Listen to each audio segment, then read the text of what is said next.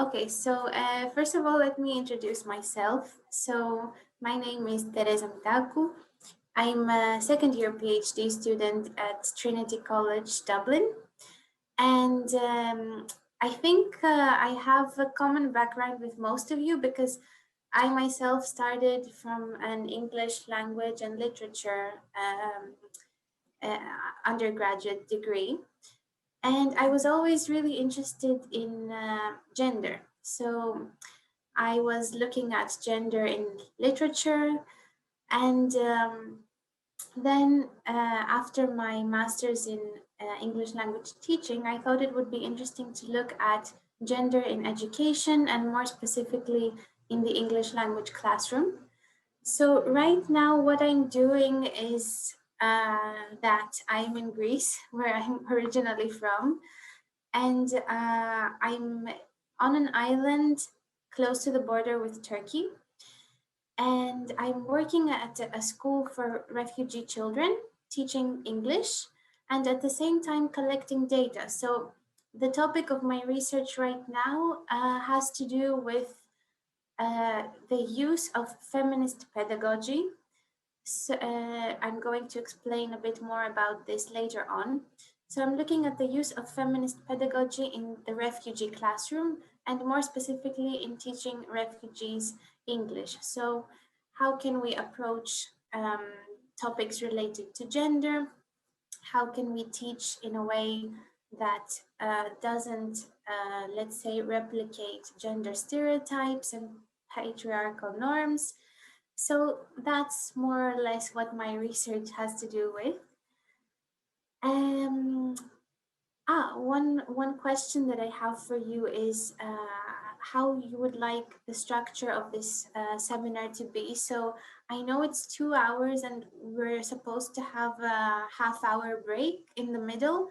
So we can either do that or we can have an hour and a half and finish half an hour earlier. I was told that you did this for some sessions. So what would you prefer? Well, actually, for me, since that this is like the first session, so yeah, we can take a half an hour break at the middle. But for the rest, I'm not sure if they agree with that. So yeah, I don't know. Yes, we can take half an hour a break in the middle. In the middle, yes. Okay, good. So we can do, let's say, 45 minutes and then half-hour break and then another 45 minutes. Okay, great. Yes. Perfect. So let me just introduce some of the topics that we're going to look at. So first of all, we're going to start with some definitions of gender. So in order to look at how gender functions in education and in English language teaching, first of all, we need to see what gender is and how this has been defined in recent research. And then we're going to look at how gender functions in education, in the classroom, and more specifically in the English language classroom. And at the end of the session, we are going to look at feminist pedagogy and how this can be used to teach about gender and what its core principles are. So this is more or less the structure that our seminar will take. So first of all, I would like us to think about these two questions. So what is gender for you? How would you define gender? And what differentiates it from biological sex? So you can unmute yourselves and tell me what you think. Yeah, I can start with that because I feel that nowadays this word is very controversial, and it has lots and lots of different definitions. Like in the past we used to define gender as the biological sex. So gender is equals to the biological sex. But nowadays, gender differs. Actually, sometimes the biological sex differs from the gender itself. Maybe, for example, in the European communities and European societies, there are people who are like biologically girls, but they can define themselves as maybe males, or maybe they can define their gender as or their sexual orientations as lesbians, gays, queer. So yeah, it's a very controversial word now, or term. It's hard to be defined now. That's true. That's I true, will Yamna. go for, yes, I will build on Yamna's what she was saying, and I like to define gender in relation to performativity. So gender is performative. I like the comic that you've said here. Is it a boy or a girl? I don't know. It cannot talk yet. So yeah, gender is built. Yes, your biological sex is something inevitable, but gender is performative. It depends on how you deal or how you develop your own character. It depends on very other outside factors. So yeah. Yes, you mentioned a key word that we're going to look at afterwards. So perhaps I think you can tell us more about it when we're looking at Judith Butler and Okay. performativity. Sure, sure. Thanks, Yeah. Wessam, is it? Yes, Hussein, yes. Wessam Thank and you. Yamna. Anybody else? I think Pansei wrote something in the chat box. Yes, let me just check that. Oops. Oops, sorry, I stopped screen sharing.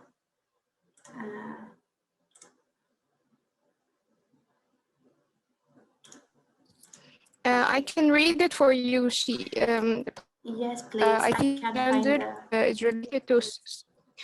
Okay, she's saying that I think gender is related to socially constructed roles and behaviors. So it has to do with performativity. Yeah.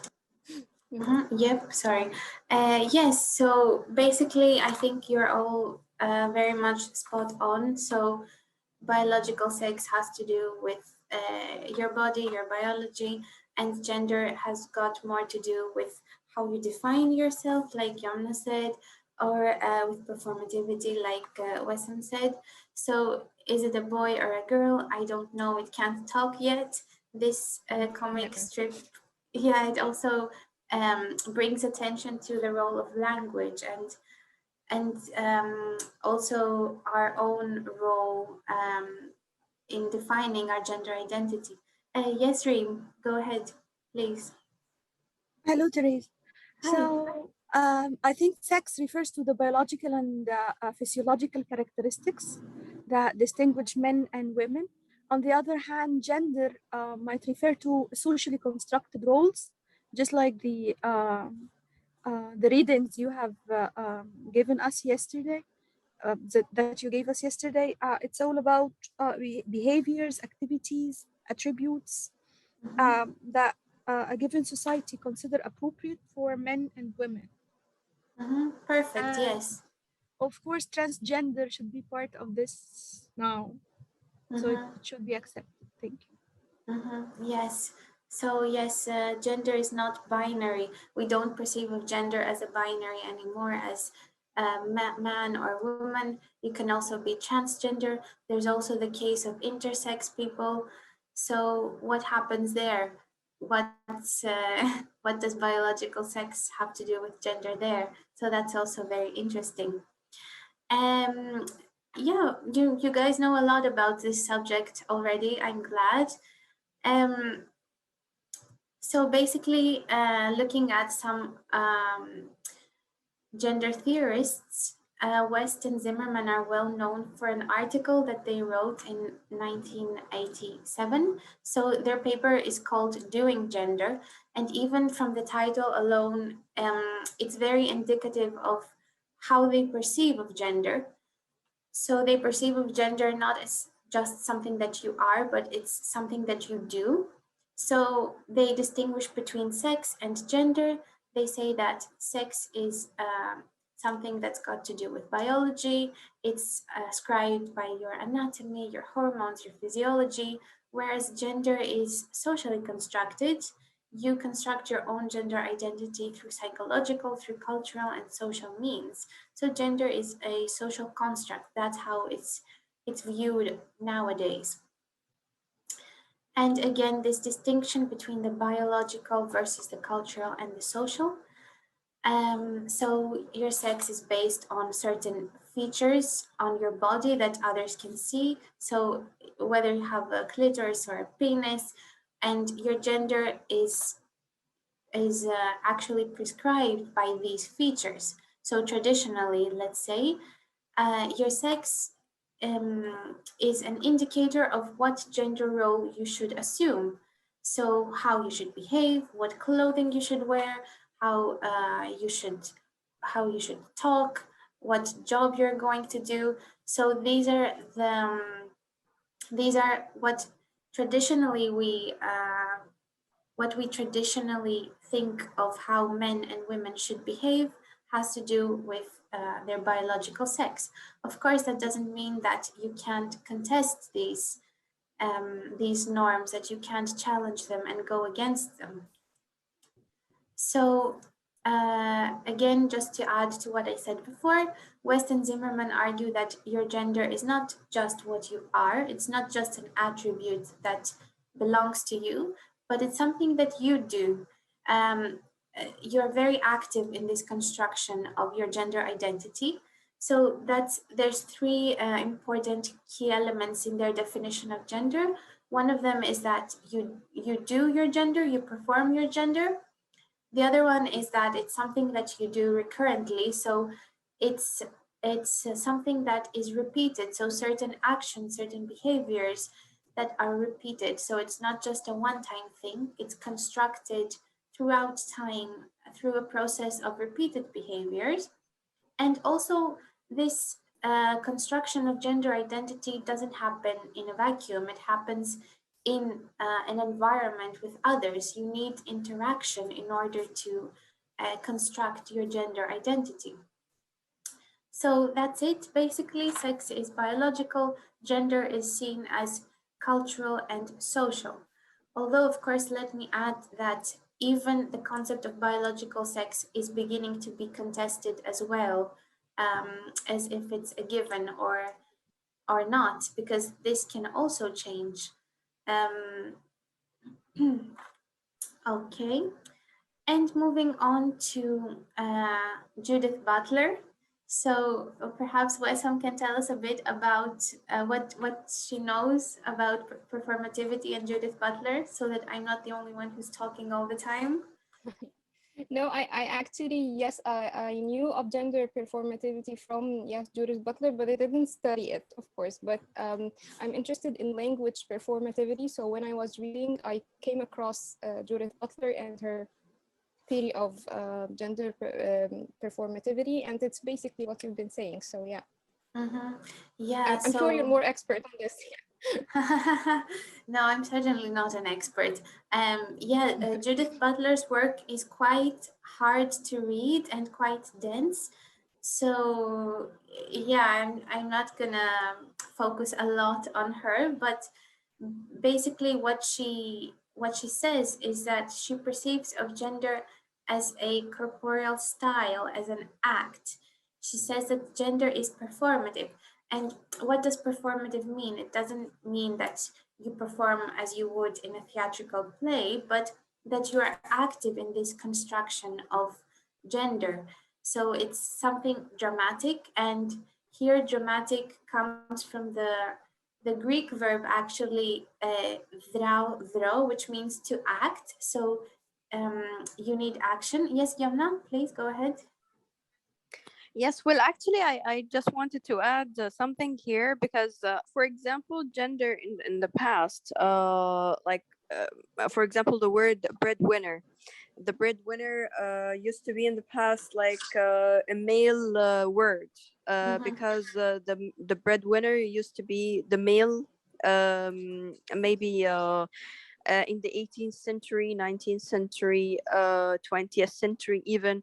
But now breadwinner is not exclusively related to males. It could be a male and it could be a female based on who would be the breadwinner in the family. I'm talking again about the European societies and European communities. Although we now have this new concept in our societies, so this could be an example of performativity in terms of gender. Yes, yes, that's a very good example also of how language can mirror all these sexist notions, all these notions of gender stereotypes that we have, اسمعي and gender stereotypes. yes, gender الست stereotypes. يعملوا ايه بس والرجاله يعملوا ايه بس دي دراسة. Sorry, can you repeat? Oh, okay. Yes, so that has started to change in, let's say, Europe. How is it? How is it in Arabic countries? How is it in Egypt? Do you see a change starting to happen in the language in terms of gender stereotypes? Well, not that much, but now it's evolving because of the feminism and the feminist movements. So yeah. Yeah, interesting. Yes. Step by step. It's gonna happen step by step. There's still a lot of progress that needs to be made in European countries as well. It's not the same everywhere. So yeah, so back to Judith Butler. Our gender is performative, she says. It's something that you need to act, your actions construct it, and it's also contingent, so it's subject to change. It's something which is fluid, and the fluidity of gender is also something which has been commented upon by recent gender theorists. And it's interesting here to see that Butler also places emphasis on repetition. Just like West and Zimmerman, she argues that the repetition is also important. It's how you repeat, you reenact, you re-experience these sets of meanings. So society has established certain sets of meanings for what each gender, how each gender should be, and it's by repeating these that we construct our gender identities. But of course, we can also challenge them. So yes, gender for Butler is a stylized repetition of acts. And moving on to our next activity. So I'm not sure if you've heard of the gingerbread man. So that's a children's story. Yes, of course. Yeah, I Yes, know we it. know it. Great. So you can make the connection. So here, instead of the gingerbread man, you've got the genderbread person. So it's not a man; it's a person, and it's he or she, or it is a genderbread. And this is an activity that can be used with students as well in order to discuss, let's say, the multiple layers of one's gender identity. So what I would like you to do is I'm going to try to split you in breakout rooms, and I'll give you 3, 4, 5 minutes to try and find what each of these characteristics, what each of these layers of our gender identity describes or refers to. So what does the mind stand for? What does the heart stand for, etc. And then we're going to look at these together. Yumna, is your hand raised? No, I guess I didn't lower it down. No problem. Let me see now how I can put you into breakout rooms. So yes, I'll give you let's say 5 minutes, and then we'll come back together. So we've got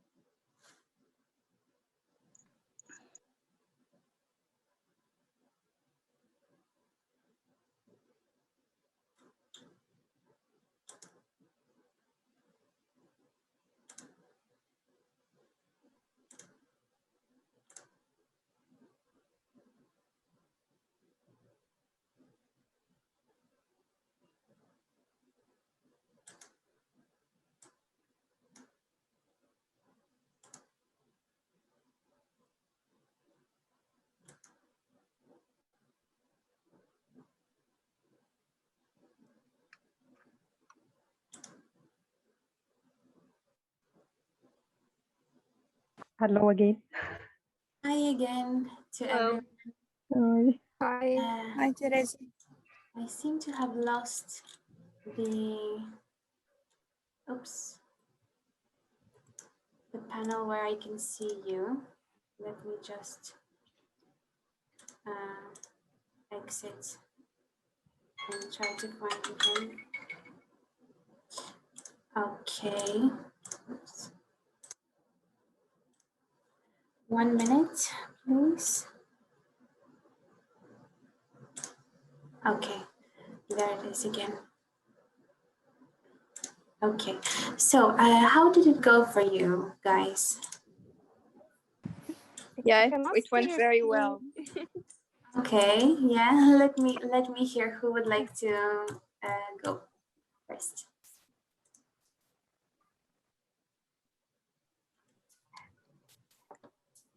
I cannot see the screen. Yes, Tereza, we can start. You can start. Yes, I can't see the box where I have the participants for some reason, so I can't see who's speaking. I'm not sure what's wrong, but anyway, yes, please go ahead. So my group was Amani and Umama, and we really enjoyed discussing the genderbreadman or the gendered person. So we come up with the mind or the brain. It revolves around the identity and how the society or yourself perceive the person in front of you. Amani has suggested that the mind, the colors in the minds signify, has got significant or signify something. Because, for example, the blue, it's man, and the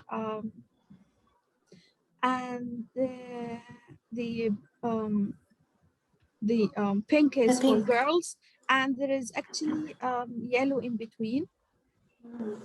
That is so interesting. I hadn't thought of Yes. that. That is really interesting, Amani. Well done. Yes. Thank you. And the heart is actually it might be the emotions, and it could be the gender expressions.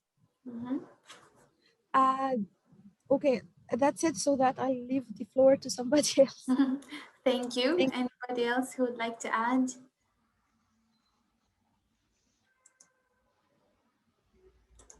Maybe someone from another group.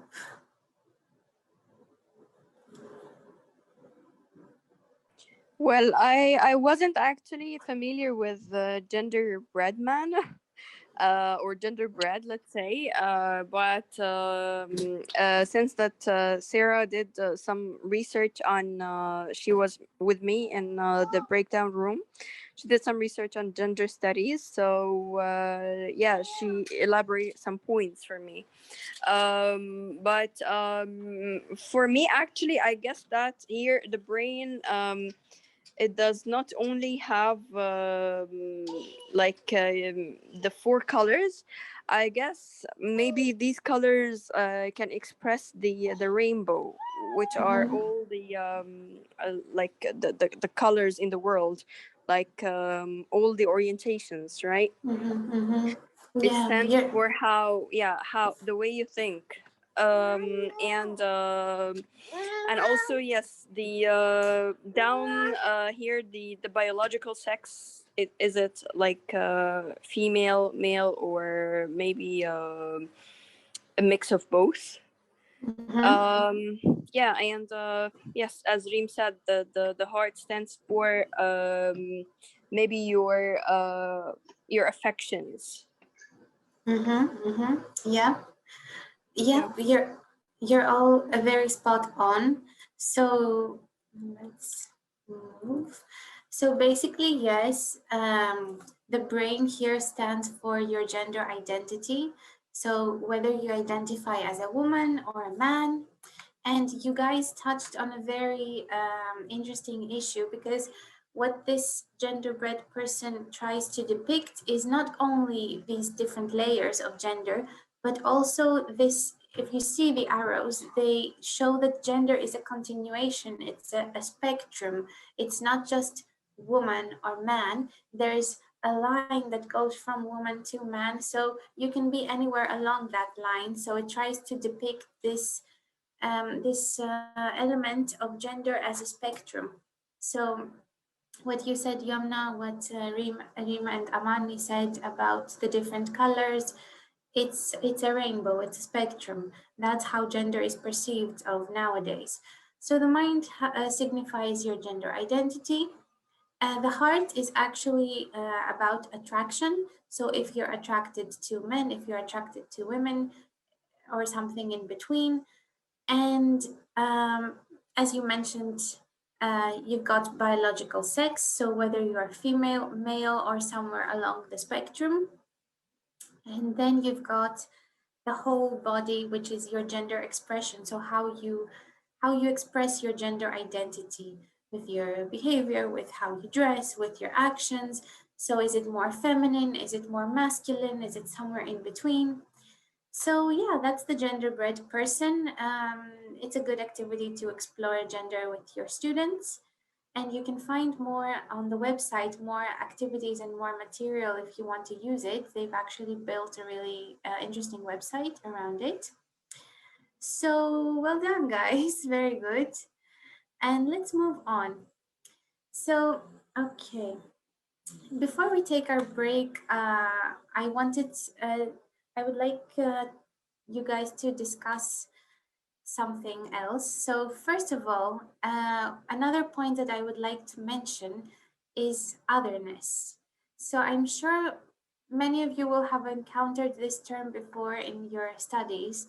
So according to Simone de Beauvoir, otherness is a fundamental category of human thought. And what do we mean by otherness? We mean that humans tend to interpret themselves, to construct their subjectivity based on who they are or who they are not, what they're not. So I construct my identity based on who I am and who I'm not. I'm distinguishing myself from the other, everything that is not I. So, for example, if I say that I am a woman, it means that I'm building my identity based on what I'm not. So I'm not a man, so I'm a woman. I am Greek, so I'm not Russian, I'm not English. This is how we tend to think of and perceive of our identities. And what does this have to do with gender? So it's interesting to look at how woman is the other. So according to de Beauvoir, the man is always the one who is the subject. He is the absolute, and based on the man, based on masculinity, femininity is also constructed as the other. So females are seen as lacking, so they're not men, they have other attributes, they are the other. So the woman, she says, is defined and differentiated with reference to man and not he with reference to her. She is the incidental, the inessential, as opposed to the essential. She is the other. And this concept, I'm mentioning it because it's interesting to look at it when we are thinking about gender in education. So for our last 10 minutes before the break, I thought it would be interesting to have a bit of a discussion. And then after the break, we can come back and mention what points we discussed. So I would like you guys, I'm going to put you into breakout rooms again, and I would like you to think of your own experiences as students or as teachers in the educational system.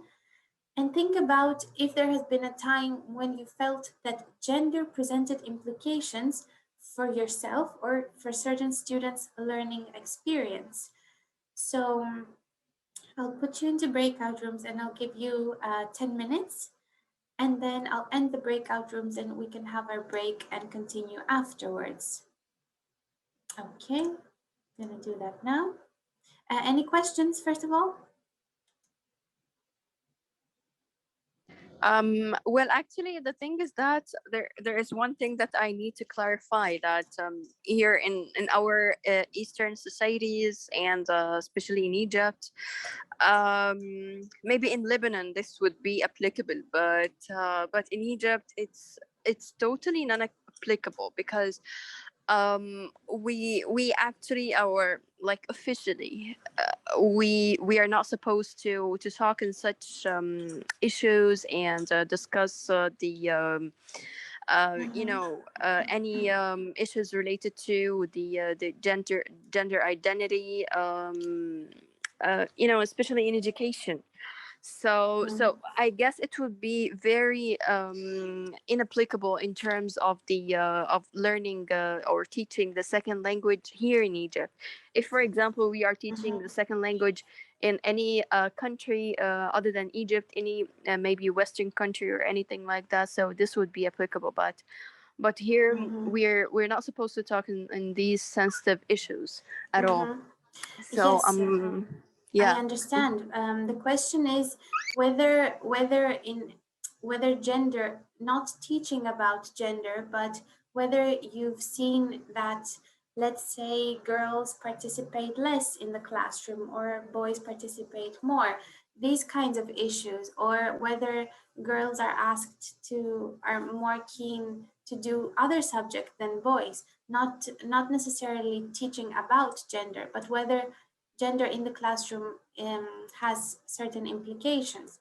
So your Yeah, okay, perspective that's is really clear. interesting. Yeah. Yeah, that's clear now. Yes. Okay, So thank you. yeah, thank you. So I'm going to put you into breakout rooms and I'll give you 10 minutes and then we can do our break. Welcome back, everyone. I hope you had a good break. Um, Hi. Hi. We left off at the discussion on gender in education and what kind of implications you've come across uh, in your own classrooms or as students. Would anybody like to share what you guys discussed? Please feel free to take the floor. Yes, we were just talking in the breakout room about how boys and girls.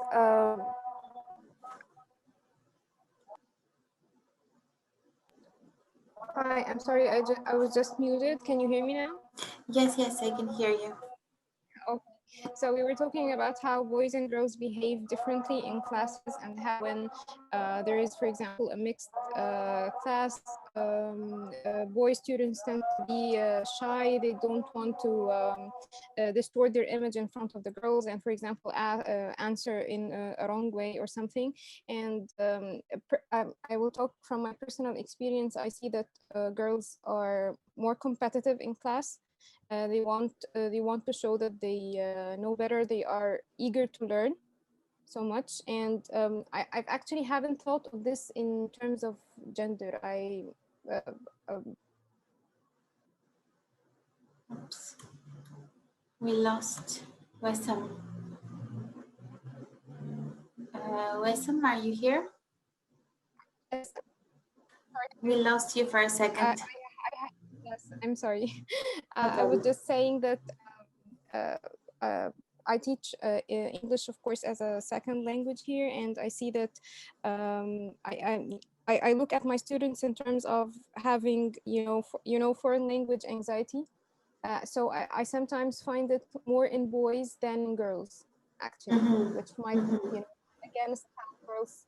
There's a stereotype that girls are more shy. Of course, this happens, but I find girls are more. They want to talk more. They are more eager to learn in the classroom.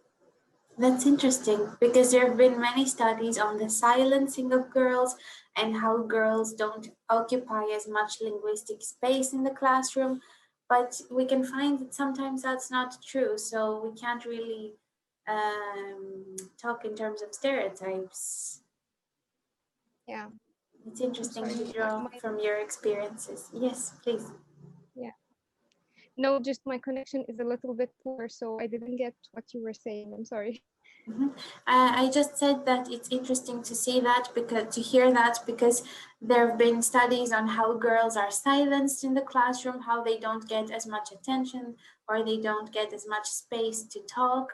But it's interesting to see that that's not always true and that sometimes these are stereotypical beliefs. Yeah, it's actually the opposite. In my class, I usually actually tell boys, the girls talk more than you in order to make them more competitive. And and actually in the breakout room, I don't know if Hab is here, but she told us about how make a competition class more interactive and more engaging. Boys are girls, so also. Very interesting. Thank you, Wissam. Yeah. Anybody else from the other group or from the same group who would like to share their thoughts?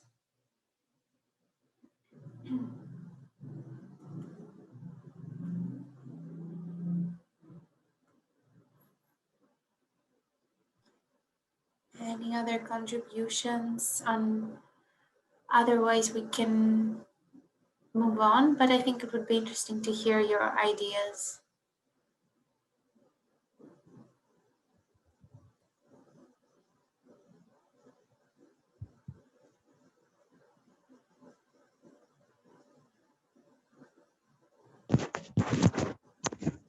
Yes, Amani, go ahead.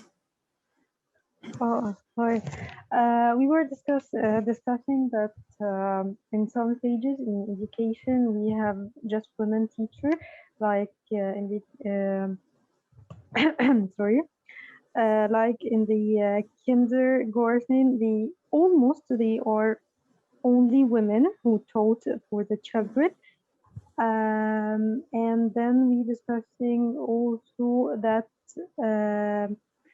Girls and boys in classrooms are divided into two groups.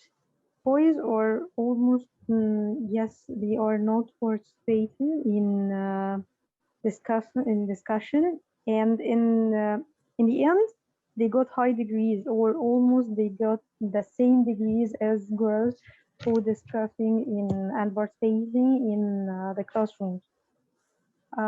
Yes, I guess this is all what we have discussed together. Very interesting. And you guys touched upon an issue that I'm moving on to the next slide.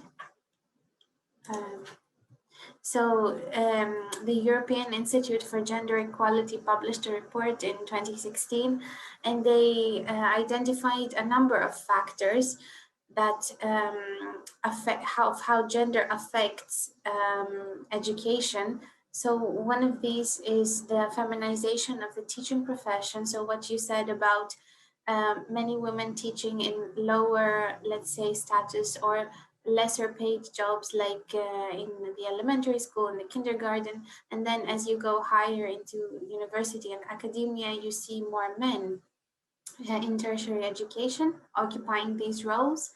And of course, there's gender-based choice of study fields. So you see more men in STEM, more women in, let's say, language-related subjects or arts, and all of these gender stereotypes that you see in materials and that are used.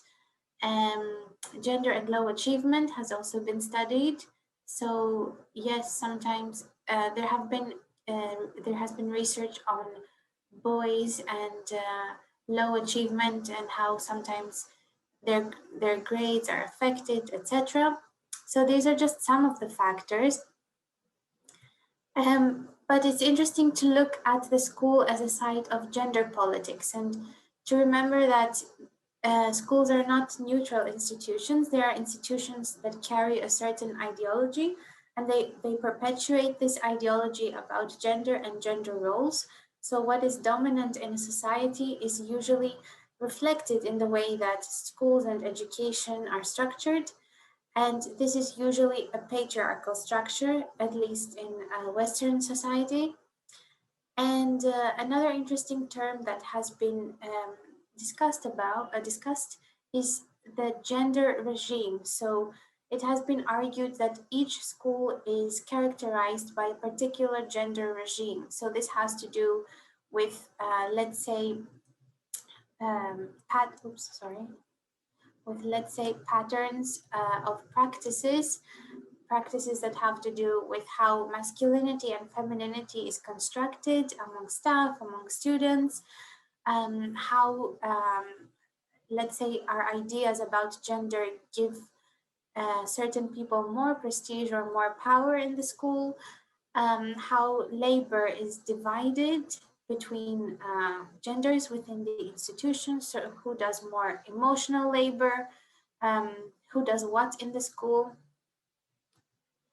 So it has been argued that schools are masculine centered. So traditionally they were built on traditional ideas about men and women, and the schooling of girls reflects actually the role that women have in society in general. Um, Another interesting point is how knowledge is gendered. So it has been argued that in our tradition, we value rationality, we value decontextualized knowledge. So we think that this is most important. This is a very important skill in school, and you can think about your own education. And when thinking about my own education, I see that this was a skill that was really emphasized. So being rational and problem solving and solutions. So that's most important in school. Where and um, this is usually connected to masculinity. So stereotypically, we connect rationality to masculinity, and we construct femininity in opposition to this. So we think that thinking rationally and being logical is a masculine trait, whereas feeling, emotions, anything that has to do with embodied experience is connected to femininity.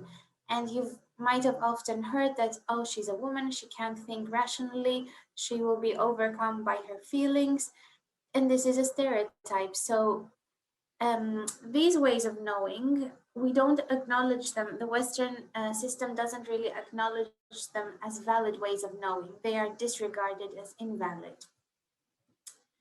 So again, this is the concept of gendered knowledge. We draw a connection between masculinity and the reason and the mind and reason, and femininity is connected to irrationality, to emotionality, everything that's connected to the body. Yes, Yamna? Yes, I want to add something to this point because actually here in the faculty of engineering, for example, males tend to make fun and stereotype women or females who join the faculty of engineering as they are males. So any female can join the faculty of engineering. So definitely she is a male. She is not a female. This is a problem that they are stereotyping the idea of being rational thinking and being an engineer has to do with males only, not females. So this could be an example of what you're saying, that gendered knowledge is exclusive to a specific gender. That's a very interesting example, and thank you for the contribution. It definitely relates to this, and it brings to my mind what one of my friends who grew up in Cairo told me. So she wanted to study civil engineering, but her parents, they advised her not to because she would come across with so many stereotypes and with a harsh environment. So she studied fine arts instead, and I guess that has to do with what you just informed us of. So yeah, very interesting. So that's gendered knowledge. And just very quickly, just a few words on the hidden curriculum. So what is the hidden curriculum? The hidden curriculum has to do basically with we talked about schools and how they are following a gender regime. So basically, the hidden curriculum has to do with certain notions, certain ideology that are not stated explicitly in the curriculum, but they are very implicit. They are reinforced and taught in an implicit manner. So these may have to do with ideas about gender as well. And the hidden curriculum can be found either in the actual environment of the school, so how the classroom is structured, how the hierarchies of the school are built, and it can also be found in the social environment, the power relationships between students, between staff, the dynamics. It can also be located in the material, in what is taught, what goes into the curriculum. So this may seem neutral, but it has been argued that it's actually not. Even what seems neutral right now is not. So you might say that how can we include a feminist curriculum? It's very political, it takes a stance, but even the curriculum that is being taught right now, it's not neutral. We see it as neutral because it has been the norm for so many years, but it's actually not. So Gordon argues that the hidden curriculum usually serves the interests of groups in power in order to keep less powerful groups subordinated. And in terms of gender, it has been observed that females tend to be underrepresented in curricula, and that both females and males are depicted in gender stereotyped ways. So think about all the material that is used usually in schools. What kind of images of women and men are students let's say, bombarded with? So yeah, if we are to combat sexism in schools, we must confront it both in the hidden curriculum and in the organization of what we teach. So those were a few thoughts on gender in education, but what specifically would you think influences gender in English language teaching? So what factors should we consider in particular? I won't put you into breakout groups, but if you have any ideas, I'll give you a few minutes to think about it, and then you can just unmute yourselves.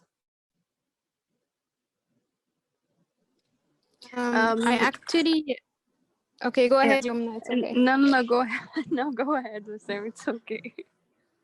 Oh, I will be very brief. I think this relates to the last discussion that we had, how gender influences learning in the English language classroom, especially that we have mixed classes right now. And as I told you, the boys fear the distortion of their images in front of the girls and so on. So I think this is how gender influences learning. For example, even though that I said that girls are more competitive and they talk much more, for example, when I want one of them to present, she doesn't want to stand up because she will be in front of the boys and so on. And this has to do with our culture too. I mean. Oh, did we lose Wissam again? Yeah, I guess so. Yeah. Yes, so there is one comment that I need to tell you about here in this point, that let's talk about the mother tongue interference and how the way we think in our mother tongue. So the way we think in our mother tongue, that it's a male dominant language. So we say hoa or he all the time if we are talking generally about anybody, you know. And for example, if we're talking about children or something, so we're going to say the child, and we're going to say he, even if we're referring to any child, he or she. So that actually affects, for example, the way we write in the English language or the way we talk. So the problem is that when we write, for example, we don't tend to write he/she. Like, we have to be very mindful about this. But if we're not mindful, we're going to use definitely he instead of she as a dominant pronoun, if you know what I mean. Yeah. The generic use of he or of man. So that's an aspect of of language. So yes, what's particular to the language classroom is the fact that you're learning a language, and a language carries certain ideology behind it. So yeah, very interesting, both of your contributions. I'm sorry, my connection is very bad. I'm really sorry for the Yes, interruption. no problem. You can continue. No, it's okay. I've just finished my thoughts. It's okay. Thank you. Okay, no worries. Thank you. I just have a question for you, if you don't mind. Of course.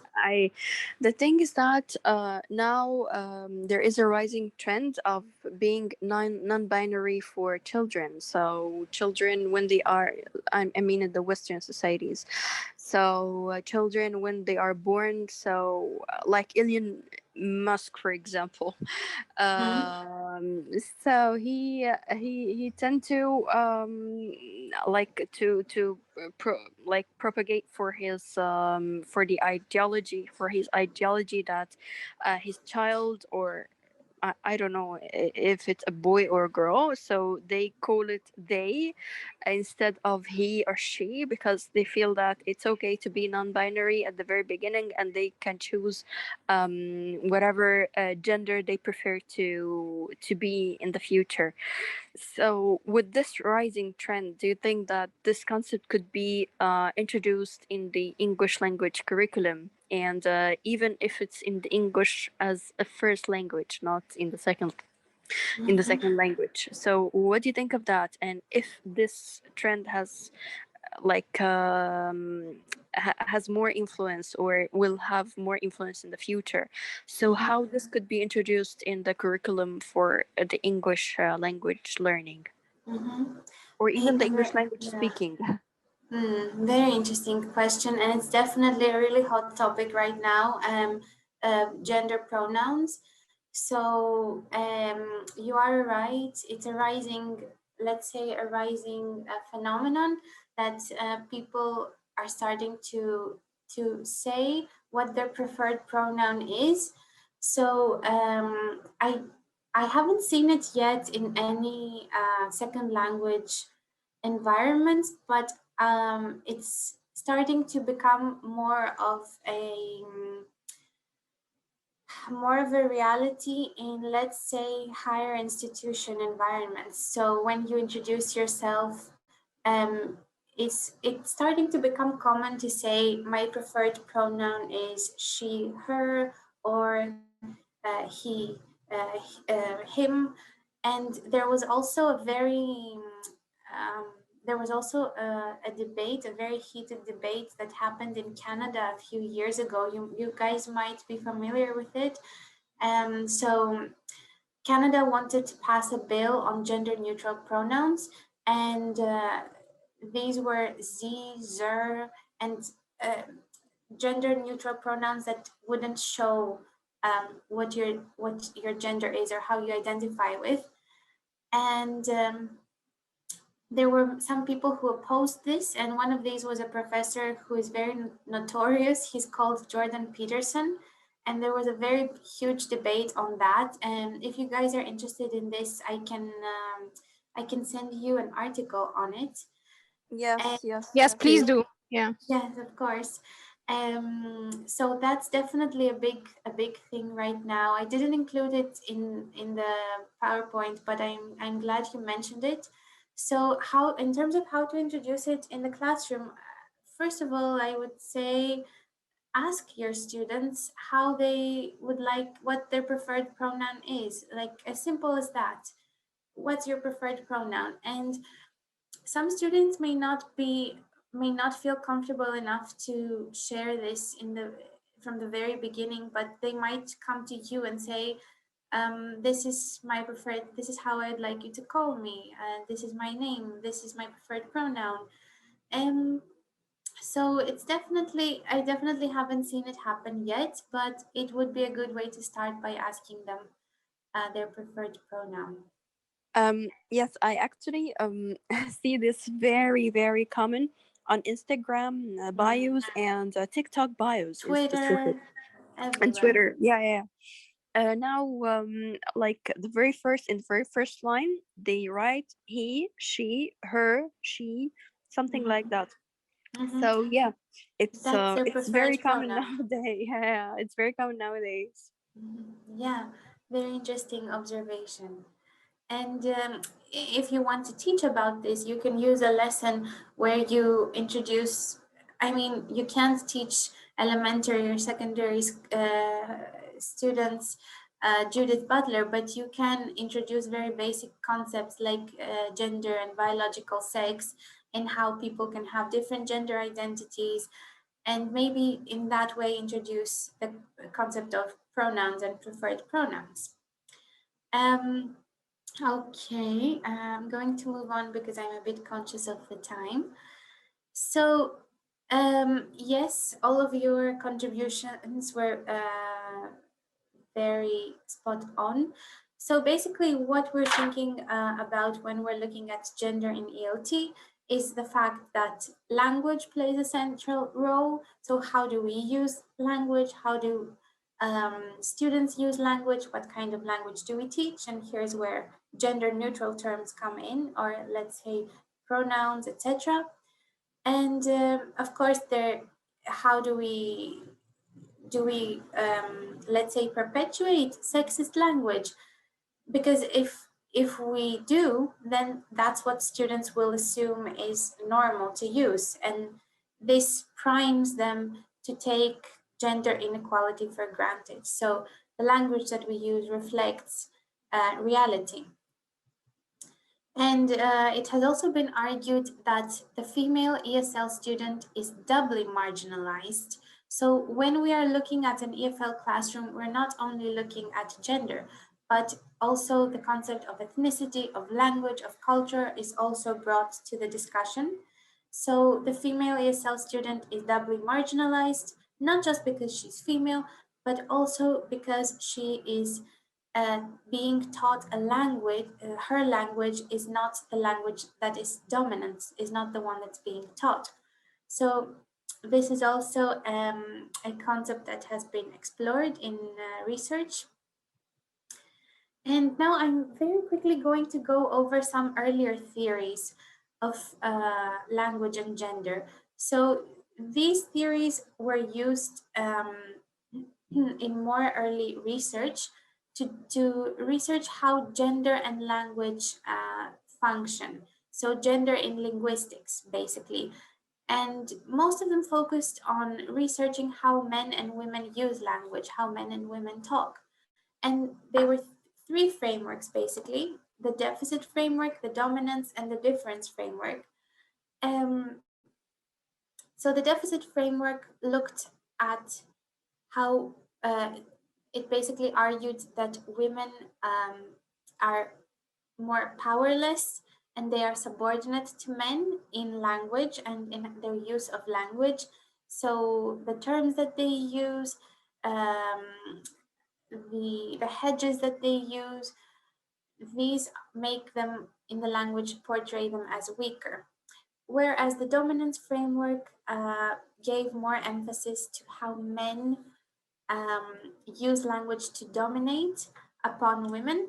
So you can see even from the books that are mostly indicative of these frameworks. So man-made language, it's a language that men use to dominate women, a language that men created. And then you've got the difference framework, which rejects the previous two frameworks. And it says that women's and men's languages are different, but they're equally valid.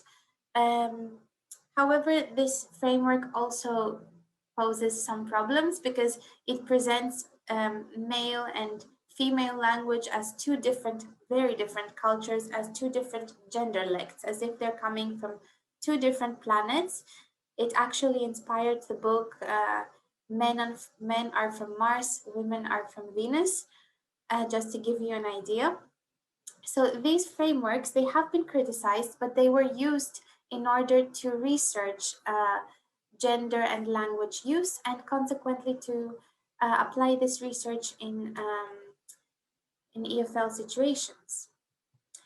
So yes, they are problematic because they assume that we can neatly divide speakers in two groups, in women and men, and there's no in between, and because they focus mostly on the differences between these two groups rather than the similarities between them.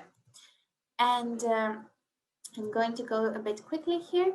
Basically, what they do is that they focus on an essentialist view of gender, on a view of gender as a fixed trait that resides in each individual speaker. Whereas nowadays, we've moved from this view of gender to a more constructionist view of gender. So we see gender as a fluid construct, as a complex construct that is located in interaction. So more recent studies, they don't look at how do men speak, how do women speak, how do men use language, how do women use language, but they look at how, by using language, we construct our gender identities. So I'm sorry I'm going a bit fast here, but basically that's the gist of these slides. We focus on how gender is constructed and how and how we use language in order to construct it. So here's where performativity comes in. And basically, there is a strand in applied linguistics, which is called critical applied linguistics. And it brings attention to certain issues that applied linguistics fails to address. And I recently came across this strand, and I found it really interesting because it criticizes applied linguistics, and it argues that we as language teachers, as language researchers, need to pay attention to some issues that have formerly been ignored by applied linguistics research. And these issues are gender, class, sexuality, race, ethnicity, culture. All of these issues should be explored in applied linguistics. And why is that? Because language is political, as critical applied linguistics claims. So since it's political, since the way that we use language has political implications and carries ideology, it is necessary for us to look at these issues as well. And one of these social issues is gender. So to tell you a little bit about feminist pedagogy. So feminist pedagogy is a pedagogy that has been developed, let's say, in answer to all of the previous, let's say, problems or questions that we may have about how gender functions in education. So it's a pedagogy that is grounded on feminist theory and thought. That is its political stance. And it's a movement that seeks to deconstruct, let's say, hegemonies that present white heterosexual maleness as the norm. So it's a pedagogy that seeks to provide an inclusive environment for students, which will also bring attention to gender stereotypes, to gender inequality, and to deconstruct these norms, these traditional norms. You may have heard of critical pedagogy, and that's where feminist pedagogy started. So critical pedagogy started in Brazil in the 1960s and 70s. A very central name here is Paulo Freire. He was a Brazilian educator and philosopher, and a very good book to read is The Pedagogy of the Oppressed, which explains his key thoughts. So Freire criticized the unequal distribution of power in educational institutions, and his central aim and the aim of critical pedagogy is to empower the students, to bring about social change through giving marginalized subjects the opportunity to make their voice heard. Now, Freire talked more about social class. So he's talking about subjects who are marginalized based on their social class. But then feminist pedagogy came about and criticized this and said that there is no mention of gender as factor that influences and that marginalizes subjects. Yes, Yamna. Yes, I want to give an example also. I'm so sorry for giving Of course. so many examples. For example, recently, Duolingo, the application, I've been practicing German on this application.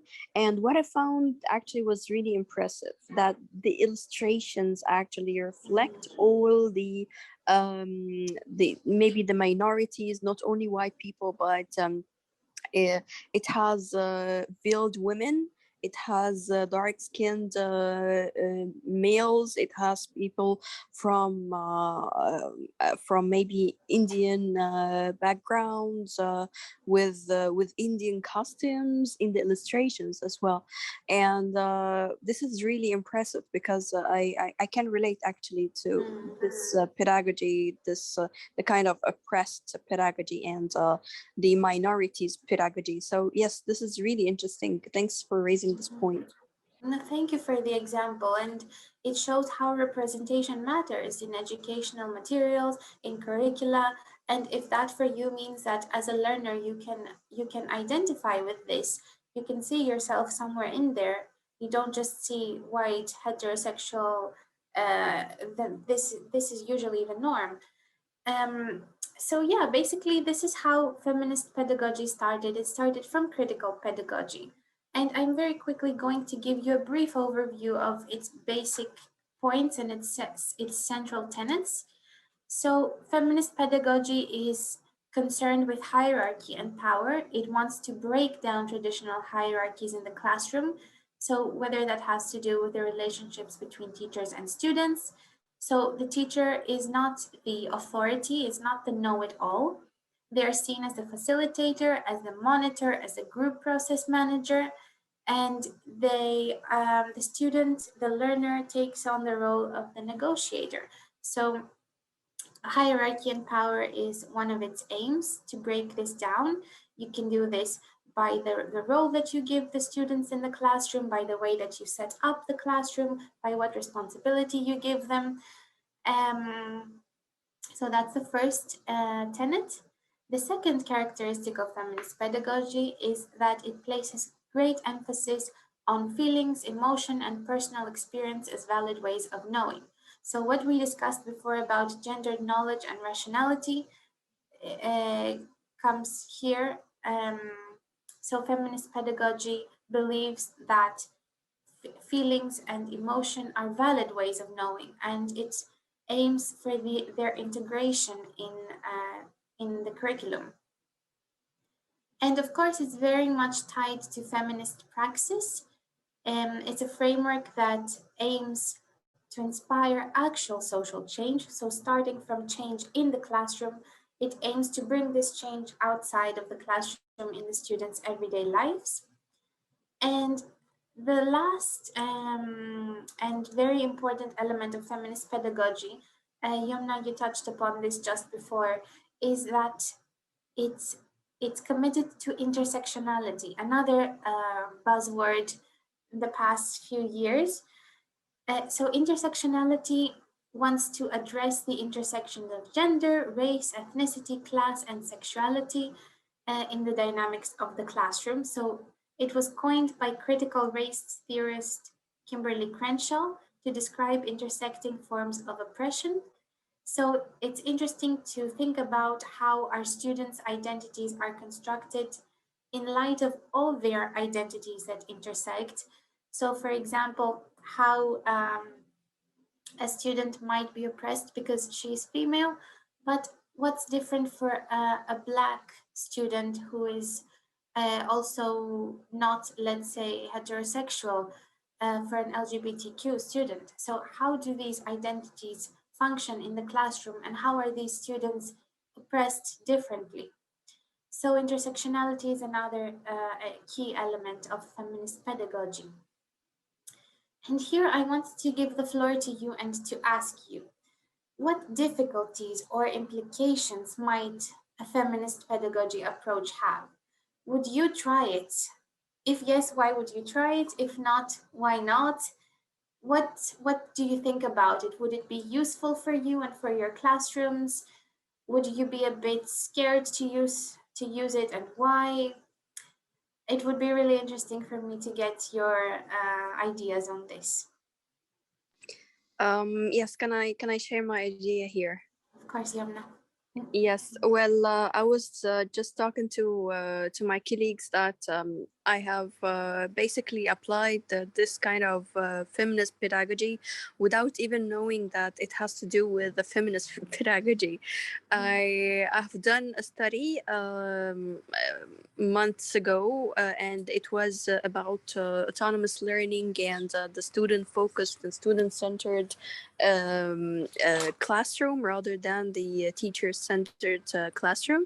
So yes, I have applied this pedagogy, and I tried to be a facilitator and for like less than 20% contribution in the class.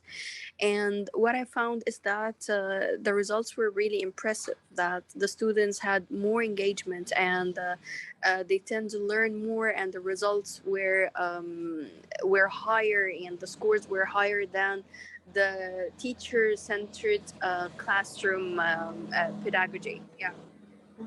That sounds amazing, and it's so interesting to hear that, because I've been interviewing some teachers here about if they would be willing to use feminist pedagogy, etc. And some of them are very reluctant because there's also a whole, let's say, there's a lot of stigma around the word feminist. But when you actually see how they teach and their practices, you see that they are applying many of these elements to their practice. So you may be doing it already and you don't know it, let's say. Um, yeah, very interesting. Anybody else who would like to share their thoughts on this? Yes, I like the part where you said that feminist has some kind of stigma, because it's the same here. And I personally don't like, but I don't like the assertion on feminism and women and so on, because in my own personal opinion, I think sometimes defies the purpose. If you're constantly referring to that women are oppressed, you are not equal, you are not so and so, maybe they will internalize that and they will perceive themselves as non-equal all the time. So I favor a humanist approach in general. I mean, I like the intersectionality that you have said, that when everything intersects, you know, when gender and ethnicity and so on. So I like to look at people and as students as human beings, regardless of gender or anything. I mean, if Yeah, I totally understand your point, and it has been raised to me before in another seminar. The only thing that I would answer to this is that it's not that we are, let's say, deleting all other forms of oppression or all other parts of our identity. But I think that if an issue is a gender issue, then you have to see it as such, because someone is oppressed because of their gender. Of course, we need to look at the specific situation. We need to look very locally and very personalized to perceive of a student's identity, of a problem. But yeah, I definitely see your point. yeah, I mean, when, for example, if I see that a girl is oppressed, for example, so when or one of my students feels that she's not treated fairly, I will talk to her. I will not, my argument wouldn't be, you are a girl, you're empowered. I will just say, you're a human being, you have the right to do so and so. This is my own approach. I don't like the emphasis on one single thing, because I fear people or women might internalize it, and that just yeah.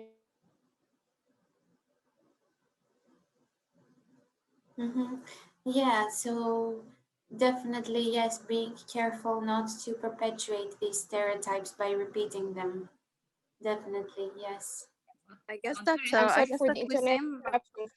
Sorry. yes, I'm I back. guess that Wissam, I'm, you mean that feminism is a new kind of discrimination. I Right. first, I don't like to say like, you know, to impose this, but I personally think that not not all people do that, but I favor a humanistic approach, one Can that this looks at all people are equal, not as, you know, men and women. I don't like this discriminatory tone. So yeah. Okay. Yeah, Yeah. it's an interesting perspective to look at, Yeah. and gender is such a heated subject that we are like, it's normal that we're not going to agree on how we perceive of things. So yes, it's interesting to hear other perspectives as well that we may not have thought of. Um, any other questions or any other comments? Something you would like to ask? I would like to add something. Mm-hmm. Please go Isn't ahead. isn't that mean that we are reconstructing the power structures that occur outside the educational environment? If there is discrimination against women, I think they should be aware of that, and we should deal with the problem. But if we adopt a humanistic approach, or we say this is a universal problem, it is not only particularly women who are suffering from this problem, wouldn't we be recreating the same arguments that led to the oppression of women? Mm-hmm. Can't That's we? Yes, I'm listening. that's a very interesting approach. I tend to agree with you, but I'm interested to hear what other people think as well. Yes, I can agree with Rahab and Wissam, but I also understand that the idea of feminism and empowering women comes from years of oppression, like oppression towards women in specific. So it's like a kind of defense till we regain power and regain equality. And from this point, we can start to be like we can start to uh, like to be treated as humans and like look from a humanitarian perspective rather than feministic perspective. So this is how I understand this point. Mm-hmm. Mm-hmm. Yes, definitely. It's up for debate. It's a topic that's very interesting and very rich to explore. Of course.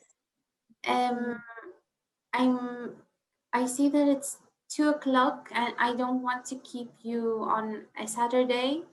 But if there are any last comments or anything else that you would like to ask, please go ahead. Oh, can I just add something here? Of course. I'm not I'm sure if you sorry, can you hear me. had your hand up and I totally forgot to. It's okay. It's okay. Just Yeah. because we moved to another point, so that's totally fine. Thank you very much. So what I just wanted to add here is that I think perhaps point is quite valid, but what I think is that it's better to give your students the options of how to use the language. You know, whether regarding the feminist pedagogy or the language in general, like how you use the gender-related language. Like, for example, I teach morphology in one of my classes, and we discuss like how some terms are not used anymore. Like, for example, the word, or maybe the words that with probably positive or negative connotations, like the word spinsters, for example, like the word bachelor. So like some words like now chairperson is more used than chairman, for example. So what I believe is that maybe we can just combine all what the ladies proposed here, and rather give your students the options of using the language the way they, you know, the way that they believe is appropriate for them. And from there, you can actually still read their minds regarding their cultural awareness of what to use and what not to use. For me, I'm not going to impose one term over the other, but at the same time, it's my responsibility as a teacher to discuss how these terms relate to, you know, at least the positive or the negative connotations behind them.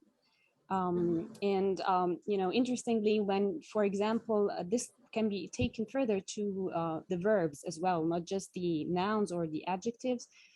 So you might ask your students, for example, to give you an example on, let's say, present continuous tense, and they would just tell you, usually you hear this, so the father is working and the mother is cooking, for example. So I could see things are changing now in terms of that, because let's say this generation, they are more aware of the differences and this positive, negative connotations regarding the feminist approach, regarding, you know, even the patriarchal approach. So this is quite clear now, especially with the use of the social media and you know, checking the incidents every day related to the men and women heated issues. So I think this all might be combined when you teach an English language, for example, or how to use the language in general, even in the Arabic language. So this is just a kind of a combination of what all the ladies said, I guess. Definitely. I agree with your point that you can't hide this. I mean, even when I was teaching the deficit and the difference and the dominance frameworks, I had to acknowledge them, even if they're now considered outdated. You need to let the students know how we came to this and how it all started. And even if we think that those frameworks are sexist, we need to explain why and to let them judge for themselves, definitely. So thank you, Aya. Rehab, would you like to add something? I totally agree with Aya. But I have another thing I would like to add. We give students options if they all have the same privilege, if they all have their voices heard, if there are no power structures and no one is excluded. But unfortunately, in some educational environments or institutions, men are heard more and their voices are more powerful. That's why I said, if there is a problem, we have to face it. So I think if everything's fine and women have their chance to speak their minds and express what's for their own self-interest, but we always find women under attack. For example, women in a work environment are subject to things men do not have to tackle the same problems. They don't have to face them. Maybe something personal could be used against a woman, reputation, whatever. So there are many things that strangle or stop the advancement of women in working places and in education, in academia, everywhere. So that's why I said maybe women need more empowerment. But of course, if everything is fine and all voices will be heard, so I totally agree with Aya, and I totally agree that men and women no discrimination against or for any of them. Thank you. Thank you, Rahab. Very interesting point. And anybody else who would like to add something?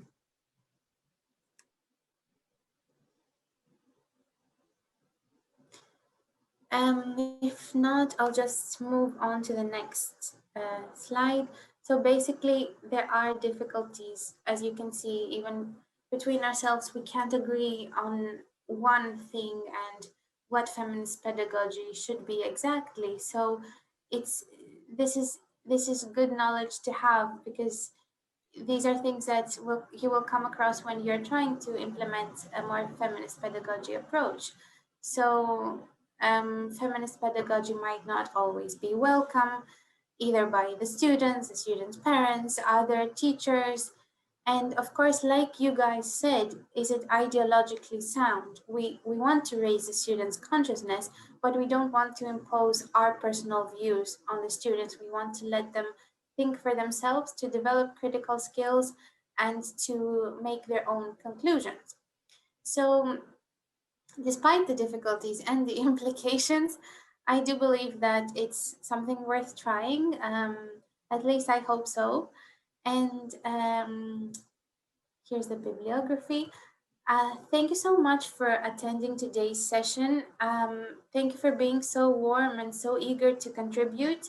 I learned a lot from you, and please let me know if you have any questions or if you would like more material on this subject. You're free to contact me via email. And thank you so much. I hope you Thank enjoy you the so rest of much. the excelling.